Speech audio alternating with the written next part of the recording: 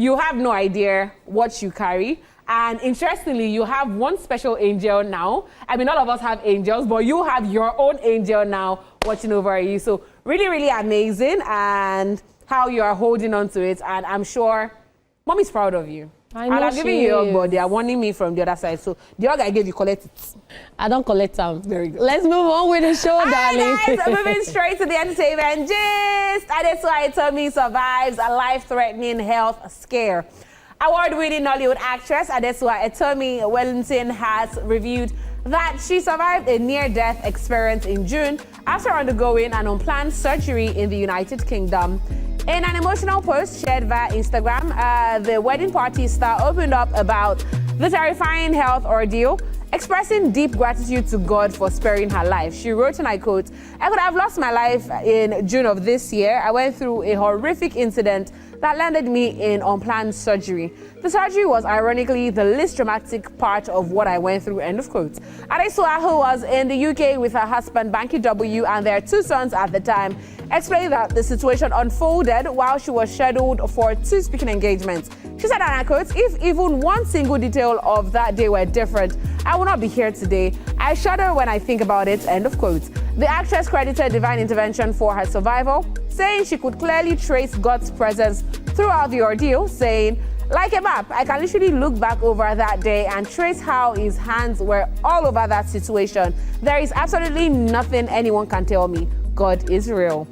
Adesua urged her followers to embrace life with kindness, gratitude, and compassion, stating, "Let's be softer, let's be kinder, gentler, forgiving, patient, loving, and peaceful. I would never take another day for granted, and neither should you." She also shared glimpses of her postpartum journey, describing the experience as both humbling and intense. She admitted that postpartum hair shedding is brutal and used the opportunity to reflect on her earlier struggles with motherhood.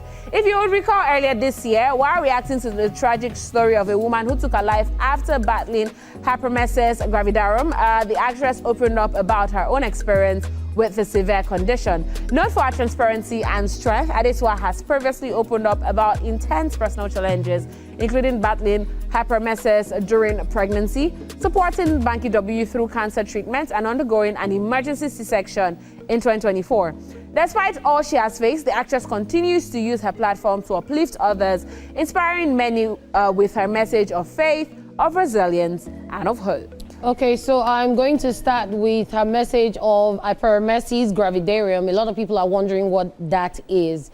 So hyperemesis gravidarum is when you have intense morning sickness, and it mostly happens to pregnant women. There was a woman who committed suicide because during her pregnancy, she was just 24 and she had hyperemesis gravidarum, and it's severe vomiting, nausea, which leads to weight loss and other life-threatening diseases, because it could also threaten the life of your child. So for someone to go through that and still be this strong, I must say that Adesua Etomi is a very strong woman. She's been through so much. Her husband has been through so much. Even childbearing, everything has not been easy with her. But at the end of the day, she still comes out to share a story. And when she posted this, I saw her husband in the comment section saying, "Yes, Susu, you're one of the bravest women I know." And we need to give kudos to a lot of brave women out there, because some 15 years ago, my mom had an accident that could have claimed her life, and she had to go to India for surgery. It was like a flash. At a point, they said she was dead. She came back. God gave her a second chance. So her going now, why we keep saying that we feel that it's God that took her, is because we're trying to quote from the Bible. There was a king that asked God for a second chance, and he gave him 15 years. We wish it was longer, but then she lived an amazing life, and I'm just really, really happy with everything. And coming back to Adesua Etomi, don't worry, you're not alone. To every single person out there who is going through so much, you're not alone. There are other people going through it. Just make sure you stay happy, stay with your loved ones, and make great memories, okay? You know, taking a cue from what you said, I feel like we don't celebrate women enough. Yeah, for people what generally, not only women. Yeah, no, I mean, there was a conversation that, oh, should men also be given accolades and everything? But I feel like, yes, men should. But in this situation, women. I feel like nothing compares to how the woman actually feels during pregnancy. And postpartum. Exactly. My sister had a child almost 2 years ago, and now you see her hand, you see what she's wearing. Yes. She's having muscle spasms in her fingers. And it affects women differently. Like, and it's so crazy. I know somebody that lost her voice after giving birth. Someone lost her hair. Someone that lost hair. I know somebody that had teeth falls out every time just after she gave birth. I know somebody that cannot even relate to her child because, you know, she feels some sort of hatred towards her child and everything. It's just really crazy. You know what we're going to do? Both of us would do some content on this and post on social media on eSplash. But right now, we need to make money because money has to be made. So let's go to the market to make some money. And when we do get back, eSplash, the show continues.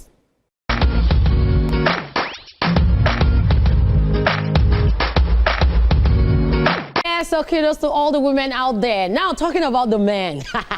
Johnny Drille opens up about why his music doesn't fit the traditional mold. Nigerian singer-songwriter Johnny Drille spoke about his relationship with the church and how his music fits or doesn't quite fit into traditional Christian spaces. Speaking on a recent episode of the Creativity podcast, the Maven Records artist shared his perspective on navigating faith and artistry. While he reaffirmed his deep belief in God and active involvement in church, Johnny Drille explained that he has never felt like his music was made specifically for church settings, and I quote, "I love God and I'm very much involved in church," he said, "but I never really felt my music was for church. Sometimes I get invited to perform in church, which is quite interesting," end of quote. Despite his spiritual grounding, he admitted that he has occasionally faced criticism from within the Christian community, particularly when performing in religious settings. According to him, some people expect music in church to fit into a very specific gospel mold, and anything outside that often raises eyebrows, and I quote, "I've gotten some backlash from the Christian community whenever I perform in churches," he revealed. "But the truth is my music spreads positivity. It touches the issues the church tries to avoid," end of quote. Best known for his soulful voice and heartfelt lyrics, Johnny Drille's music often revolves around love, vulnerability, and human connection, topics he believes are deeply spiritual but often overlooked in religious discourse. He questioned why Christian spaces are hesitant to embrace love-themed songs especially during significant events like weddings, and I quote, "The church shies away from talking about love," he noted. "You go to Christian weddings and hear Davido and Wizkid songs. What if the church decides I want to start doing our own Christian love songs?" End of quote. Johnny Drille's remarks have sparked fresh conversation about the evolving role of faith in music and how artists are reshaping the narrative beyond rigid genre definitions. So in this interview, before we talk about this, I'm just going to digress. He also spoke about what a lot of other artists have been talking about, the fact that if you have 1 million streams from Nigeria, you only get $300. But if you get from outside Nigeria, you're getting like $3,000 or $5,000. And that is something that a lot of Nigerian artists have spoken about. Burna Boy has spoken about it, a host of many other artists. But now talking about his relation with the church. Okay, so personally, I feel like this is something that we need to talk about more often because Spyro also spoke about it, you know, when we're asking him why he doesn't do gospel songs. Yeah. And he said the fact that you don't do gospel songs doesn't mean you're doing secular songs. Exactly. You can have very clean love songs. You can have very clean songs that talk about humanity, that talk about kindness, that talk about, you know, gentleness, that talk about different things. Personally, I feel like I'm going to have a Christian wedding. I personally want to have a Christian wedding, but that does not mean it's only Dr. Alabi will play on my wedding. That does not mean it's going to be Frank Edward or because Nathaniel at the end of the day, would your first dance be, "Oh Lord, I worship you"? Actually, it can actually. No, but I don't think so. There is a right song for every moment. Exactly. I mean, love songs are pure emotions. And one thing I can tell about Johnny Drille is that Johnny Drille actually does very clean songs from his heart. I never have to listen to his songs, you know, for curse words or whatever it says. Johnny Drille has super clean songs. So how will you tell me that kind of songs you're not accepting it in the church? I mean, at the end of the day, the fact that as long as your heart is clean, you are good with God. Please, they are generally good songs. I mean, for someone that people invite to perform at their weddings. Jonas, so what are you saying? I feel like we just overflog it, and you know, Christian fanatics, they are too intense most times. Because me, I like Fuji, I like evergreen songs.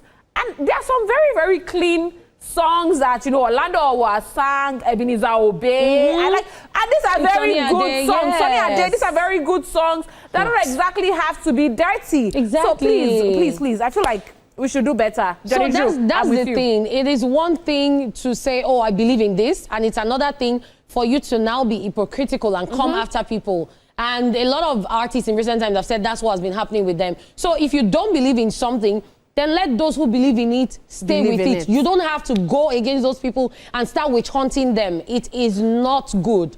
You are a Christian, not a witch. And honestly, talking about that, you know, he mentioned Wizkid and Davido's song. I feel like Wizkid and there are a lot of songs Wizkid and Davido have sung that I can play in a Christian wedding. Exactly. I mean, there's so many songs that are really good that, you know, don't celebrate iniquities and all of that, that we can actually play in a Christian gathering. If you come to my church, my church, when we have parties, we're having one next month. When we have parties, we bring a DJ. Your churches, don't do that. Your own church, you people have time for social, time for everything. No, but and that's how it's supposed to be. Even in the social, we don't do dirty songs. But that does not mean we are focusing on praise the Lord, hallelujah. Of course. Let everything glorify God. But and that's why we have people like Imam, oh my God. Oh my God! So at the end of the day, it's just really crazy. And I'm just going to say everyone should continue believing in what they believe in. At the end of the day, we don't even know. At the end of the day, when all of us will die, we know what to be the good thing and the bad thing. We can't really say. That's all we can take on the entertainment news today before Oyin will give us another at the end of the day.